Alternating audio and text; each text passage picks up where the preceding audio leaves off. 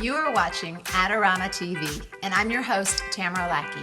In this incredible conversation with Stuart Scott, we discuss his nearly 20 years as a high-profile sports anchor with ESPN, his hardcore fight with cancer, how he approaches creativity and criticism, and listen in as he shares his love for iconic photography and the definitive source of his constant drive. Adorama TV presents The reDefine Show with Tamara Lackey, where she talks with creatives who make it all work, bringing their best creative and business tips to you, along with fresh ideas and equipment favorites. reDefine Show is sponsored by Adorama, the place to go for all your creative equipment needs. Hi, Stuart Scott. Hi, Tamara. Thank you so much for joining me in your suite. Thank you for letting me bribe you to get to do this. You are newscaster, reporter. Keep going. Broadcaster, reporter, anchor, knucklehead, athlete, cancer survivor, father. Okay. Last two are the most important. Yes. Let's start with one of the two, cancer survivor. Yes. That has been a significant thing in your life, like crazy significant, obviously in your personal life. I'm curious about what effect it's had in your work, being so successful where you are. Interesting effects. As far as some of the nuts and bolts, my job, ESPN, my company, they've been ESPN? Like How do you pronounce that? It's a tiny little. It's like a little mom and pop little cover like little baseball games network. and stuff. Yeah. We'll cover a game or two here or there. Might have a highlight or two. It's run out of this little shack in Bristol, Connecticut, one building or 11 bajillion. They were really, really good to me, and they have been. And I don't mean like in the way that people are supposed to be good.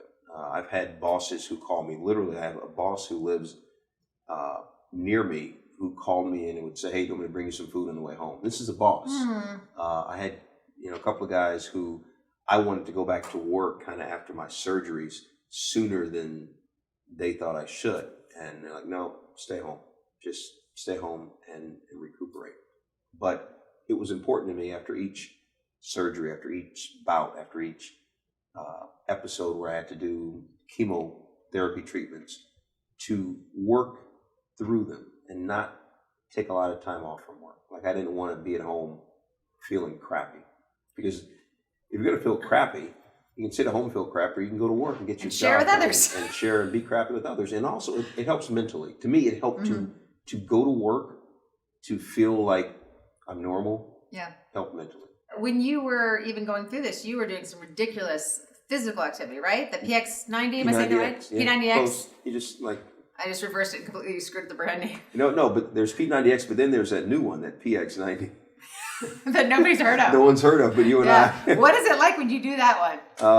Because because you apparently have done like that during the same time as your chemo, right? Yeah, I would always. Why? To feel strong, to be strong, to feel like I'm not going to let this thing beat me. I always, right after chemotherapy, the first thing that I did was go work out. Always. And even when I had chemotherapy, there was a pack that I had. I was in there for about 4 hours, and I carried a drip with me, a 48-hour drip, the little pack, and I would basically tape it to my waist and work out.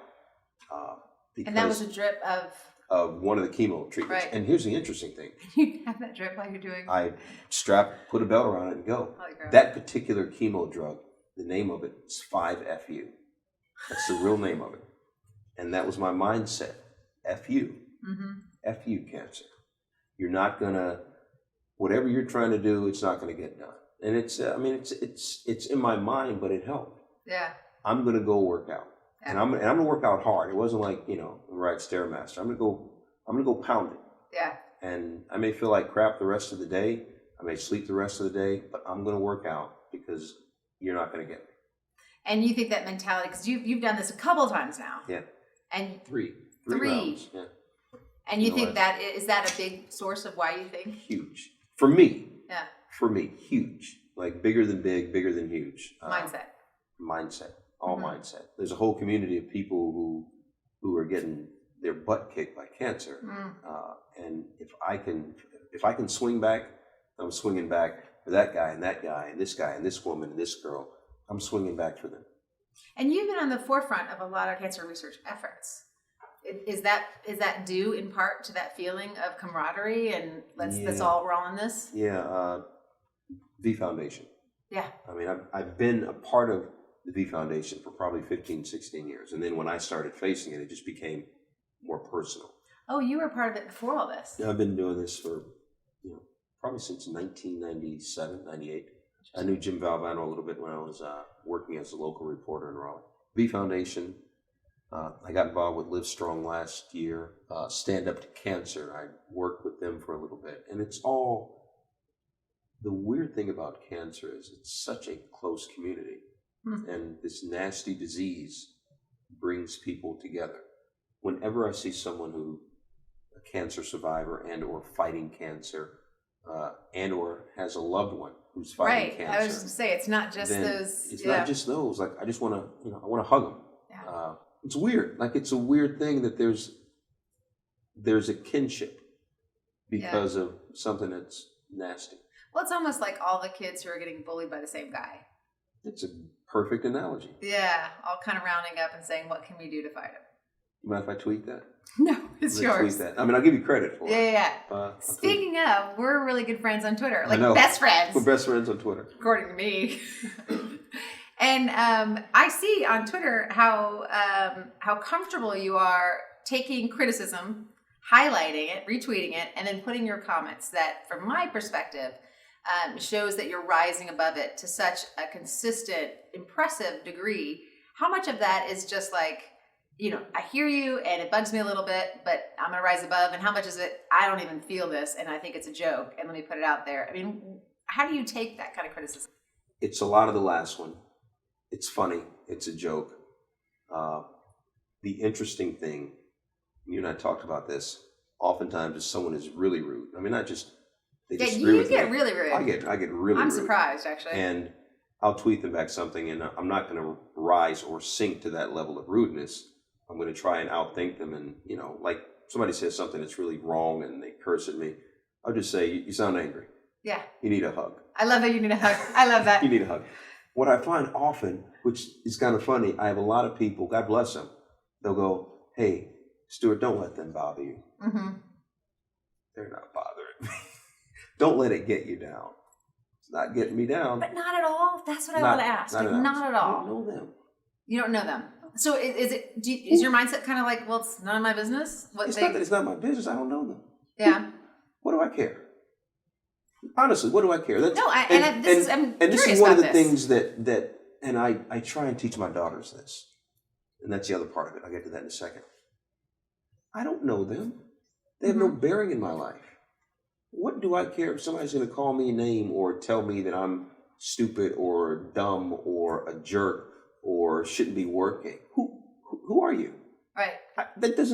That's my friends that I love, my family that I love. If they say something about me, it's going to hurt. It's going to bother me. Bob or Joanne or Bruce or David, who says something about me. Do you think how somebody criticizes me is going to bother me? I'm trying to raise a teenager. So it's more about like where your attention is going. It's where my attention is going, but it's what, not that they pay attention because they're my kids and your kids don't pay attention to you, but at some point in time, if they ever see it, and sometimes they do, I want to show them this is how you respond to negativity. Yeah. You rise above it. And the offshoot of wanting to show them is wanting to show anyone who may be influenced by it. This is what you do. Yeah. Somebody curses you out. All right, man. Dude, I feel bad for you. ESPN. You've been there 19 years. 19 years. 19 years. Started when I was 7. 6 or 7. Yeah, something like that. And in that time, you've obviously re-signed several times, and you recently re-signed for a multi-year contract. Yes. I'm curious how it felt the first time you signed versus this last time. What the difference has been. First time I signed or the first time I re-signed? The first time you signed on the dotted line, and this time when you signed again. First time I signed, I was younger, so it's like this. Yeah. And it's, oh my God, it's a contract, and there's angst and worry and angst. Probably the first couple of 3 times. Yeah. Because then I was starting a family. I had young children, and I was more. Oh my god! Oh my god! Oh my god! Oh my god! Oh my god! Oh my god! Oh my god! What was that? Oh my god! Oh my god! Oh my god! Oh my god! Oh my god! Oh my god! Oh my god! This one, I remember telling my agent, "Get it done." And it took a long time, but I said, and she said, "Do you want to know any details?" I don't want to know anything. Just when it's done, it's done. Tell me. 2 or 3 reasons. One, there is angst if you think about it. I don't need that angst.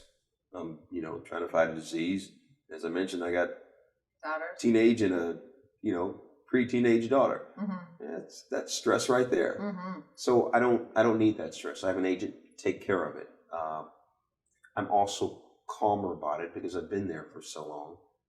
And I wanted to stay at ESPN. Right. And I think ESPN wanted me to stay. So it's like a home to you, yes? It's home. Yeah. So if I want to stay and they want me to stay, well, then you got to find the middle ground. Right. You just got to find, all right, where are we going to hear? Where are we going to hear? We both want to do this. Let's figure out how to do it. Is that excitement still there for you?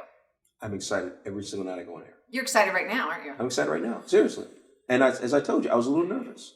I like being nervous. Oh, you were serious? I thought you were joking. No, I'm serious. Interesting. I like being nervous. I'm a little nervous every night before I go on air. Yeah. Like in the studio, I'm a little nervous. Yeah. When I'm on the road during the NBA Finals, I'm more than a little nervous. Right. I like that. That's a lot, right? That's a lot nervous. I was a lot nervous on the podium after the NBA Finals during the trophy presentation, interviewing LeBron and Dwayne Wade, those guys. Not because of there's those guys. I interview those guys all the time. But that setting, that scene, NBA Finals, I was nervous. But it was good nervous. Yeah. I'm not worried about it.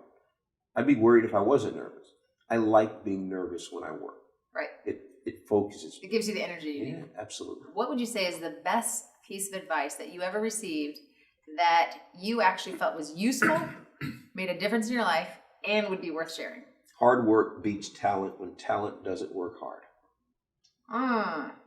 Thanks, Ray. Love that. Hard work beats talent and talent doesn't work hard. Mm-hmm. You work hard? When I work. And the reason why I answer that is because I work really hard when I work. When I'm not working, I don't work. You rejuvenate very well.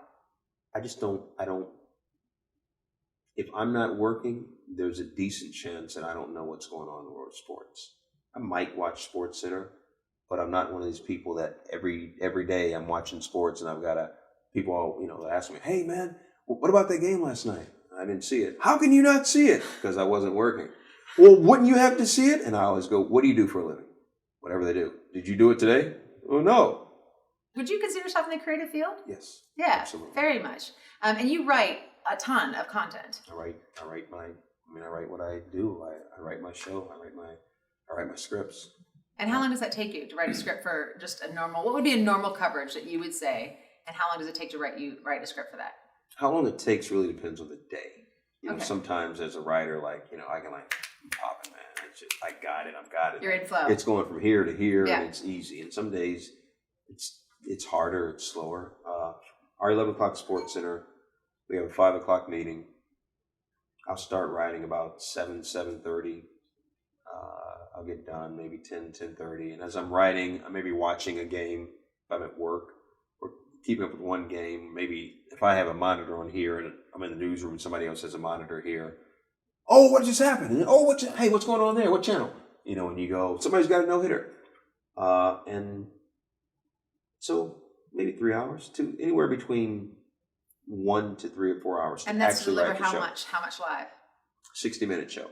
Okay. Or 90. So you're about 3 to 1. Yeah. Ish. Or 90. Okay. On Sunday nights, it's 90. Okay.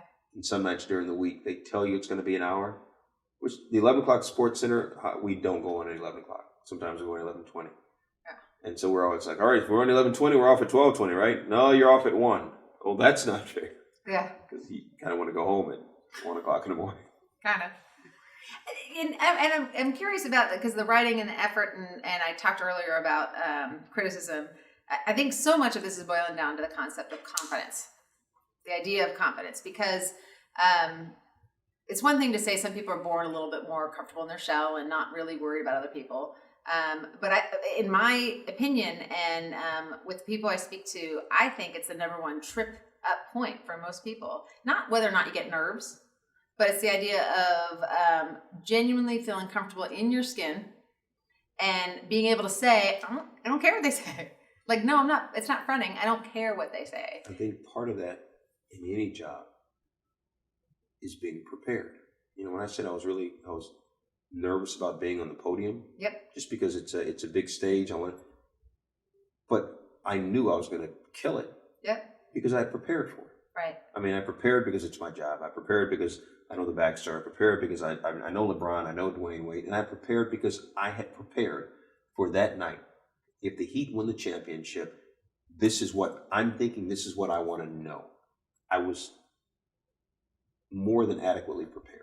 If you're prepared for your job, whatever it is, then you're going to kill it. Okay, so as you know, I'm a photographer and I love all things imagery. And you're really good, by the way. Like, you're stupid good photographer. Thank you. Are you confident in that? Stupid You're good. Like, I know that's going to be good. I ain't even got to preview it. Man, just one. It. You know, because a lot of professional photographers, and I always think, you're pro. Why do you need more than one? You're probably like, you don't even look at it, man. I'm good. I don't. And then I throw Tamara the camera Lackey. to the ground and I buy one another day. And then you like throw the camera out and you like pimp off the... I do all the time. Unfortunately, I shoot kids a lot, so it gets very dangerous. But I still throw it on the ground, regardless of who's nearby. Back to you, though. As you know, I'm in photography, and I love imagery. I do. And you work around a ton of imagery. Yes. Visually, in terms, mostly it's video, but obviously photography and stills is part of it. Are there any images that stand out to you through the length of your career, like iconic images or moments that were captured that you felt that source of imagery was so impactful? Are there any things like that for you? Oh, there are a ton of them. How many do you want to know? 26. All of them I can think of right 26 now? to 24. One for each letter? 4. Okay, 4. One of them, Willie Mays, 1954 World Series. Vic Wertz hit a shot right over the center field. Willie Mays turns, he's running full speed toward the fence, and he catches the ball over his head. So there's one picture from catching it, and then there's another, he turns, throws it, and he kind of falls after he throws it. That always stood out to me. There's another one with Willie Mays. I'm not a huge baseball guy. I don't know why these first two are baseball. You love football. I love football. Willie Mays was on the field, 1965. Dodgers are playing the Giants. The Dodgers pitcher, Juan Marichal, had thrown the ball and hit a couple of Dodger players. So when he's up at the bat, he gets hit by a ball. And he takes his bat and he turns around and he literally hits the Dodgers catcher, John Roseboro, over the head. It just starts a bench clearing brawl, and there's this picture of just Roseboro has just been hit, and the blood's coming down, and everybody's like that. Ali, there's so many iconic pictures of Muhammad Ali. There's the one where he got knocked down by Joe Frazier in 1971. He's on his butt. I love the picture of Tiger Woods after he won his first Masters, hugging his father. He's like skinny Tiger, you know, he just got his arms around his dad, and he's crying. There are tons. It's these moments, though. These moments that are pretty dramatic and a lot of emotion. There's one of my favorite, when Mike Tyson lost for the first time to Buster Douglas in Tokyo. I mean, Tyson was the scariest man on earth. And Buster Douglas was a bum. And nobody thought this guy had a chance. And Buster knocked Tyson out. And there's a picture. Tyson's on the canvas, and he's reaching for his mouthpiece. And he's putting his mouthpiece in his mouth, and it's all crooked, like half of it's in and half of it's out. And the referee is like over him like that, like he's counting him out. So you love photography and used to shoot quite a lot yourself, yes? I did. My dad taught me how to take pictures when I was younger. I used to love taking action shots and sports shots. And one of the cameras that he taught me, he gave me a Pentax K1000. Okay. I still remember that. But he taught me on his old school Canon AE1. And this year, my oldest daughter, who's 17, she's getting into photography. And he gave her that same Pentax, same Canon AE1. Nice. And I was like, to me, it was like a moment. I was like, it was like this thing, and it was like emotional. And I basically said, all right, but that's gotta like stay here at my house. You can't take it over to your mom's house. She goes, I can take it there. I'm like, but it has to do with me and you and my dad. She goes, but it's my camera. I'm like, so you're not seeing the whole emotional thing? She goes, no, not seeing it, Dad. Okay, so one last question, and I think I know the answer, but I'm not going to cheat and look ahead. Okay. You obviously have a lot of drive in you, not only to succeed and do as well as you do, and obviously the top of your game professionally, and the writing you do, and the delivery you have, but also the way you fight cancer so actively and with your mindset. What do you think has been the main reason you're able to stay so engaged and drive so hard? What is the reason that you fight so hard? My girls, my babies, your babies, my sweet teen and preteen daughters. That's it. That's why. It's, you're a mother. Any and every parent knows. I'm not special in being a parent, but being a parent is the hardest, most exhausting, most mind-numbing, most difficult, most beautiful, most rewarding, by leaps and bounds, best thing in the world, by far. Period. It's better than anything in the world. And I remember when I first thought about that, and it has to do with football. And I remember thinking, wow, this is so much better than football. And I remember the first time, okay, don't do this. Don't do this. Don't do this. First time I watched my oldest daughter score a goal in soccer. This is my oldest, first year she played. My youngest daughter's on my shoulders, and she scores a goal in soccer. And so I start crying, and I walk up into the woods. And my youngest daughter's like, Daddy, why are you crying? And I remember the thought that I had. The serious thought was, this is 100 times better than scoring a touchdown. And I never thought anything would feel better than scoring a touchdown. Watching her do it. Why?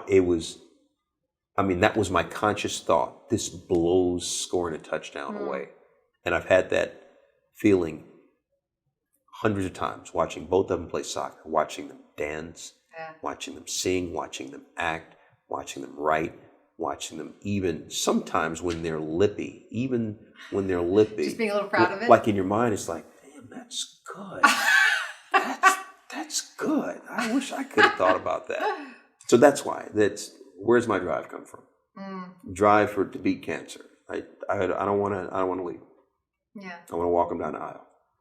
So there's my drive. Drive to go to work. Drive to work out. It's for them.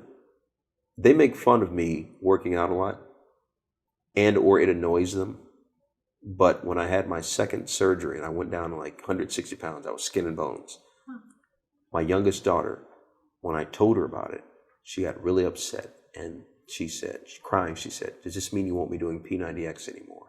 And it scared her that I wouldn't be doing it, because as much as she ignores it and rolls her eyes because I do it, to her that it still was, Dad is strong. Yeah. So now I'm scared. If Dad can't do that, then I'm scared. So I had to get back to doing P90X. And how was it this last time when you had to say, well, this is what's happening? Like with me, I was as scared as I was the first time. I was mortified the second time because it came back. Because you'd already kicked it. I kicked it, and then it came back. So once it came back, there was a realization that you might not ever kick it for good. Right. So as bad as it was the first time, when you hear cancer associated with your own name, when it comes back, I was more scared, and I could tell they were more scared, probably for the same reason. Yeah.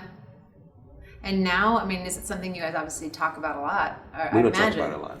You don't talk about it a lot? No. Because you talk publicly about it frequently. Yeah, but I think with kids, and maybe it's just kids, and maybe they're at that age, we talk about it a lot less than we used to. I think it's just kind of, that's the... You don't want to make that the centerpiece. 17 and almost 13. Yeah. It's a very, I was thinking about this recently. It's a very interesting balance, because if I show my vulnerability, if I show truth, then I don't want them to be scared. So if I show strength, which I try and do, then I think that they, being children, they get the idea it's not a big deal. Well, we take our cues based on how serious other people tell us something is. Right. So if I'm like, oh my God, cancer, I'm really scared, it might kill me. Well, if I do that, then it may give them a more realistic view, but then it also may scare them, probably would scare them. So I think it's best to err on trying to present a strong front, which isn't necessarily a lie, but it's a positive image, and just deal with them like, all right, well, that's cool, that's good. And I see what you're saying, because the disconnect is that you're used to being very real and honest about things, and this one you have to kind of front a little bit. You got to front a little bit. Yeah. But isn't that what we do with our kids? Yeah. We protect them. Yeah. And however many, we protect them in ways that they feel, in ways that they don't feel, in ways that they recognize, in ways they don't recognize. And the older they get, the less they recognize how you protect them. Right. And yet you do it anyway. It's interesting because earlier in our discussion you were saying, I don't really care about that, and I don't care, that's not my thing, I don't care. And here you're like, I care so much. This is my care. I want to thank you so much for your time. I really appreciate it. Thank you very much. This is good. So you guys want to go ahead and start now? That was good practice. Let's go ahead and let's knock it out. Thank you for watching Adorama TV. You can check out more interviews with notable photographers and creative entrepreneurs by visiting Adorama TV. Adorama TV is brought to you by Adorama, your best source for the equipment and knowledge you need. For all the latest photography, video, and computer gear, visit Adorama.com. Place your order by 7 p.m. and it ships the same day. Plus, the next time you're in New York City, be sure to visit our store located on 18th Street between 5th and 6th Avenue. Check out the Adorama Rental Company for professional cameras, lighting, computers, and more. We'll help you make the best selection to match your needs while giving you the knowledge to achieve the best outcome from your rental. Adorama is your complete solution for equipment, printing, training, and more. Adorama, more than a camera store.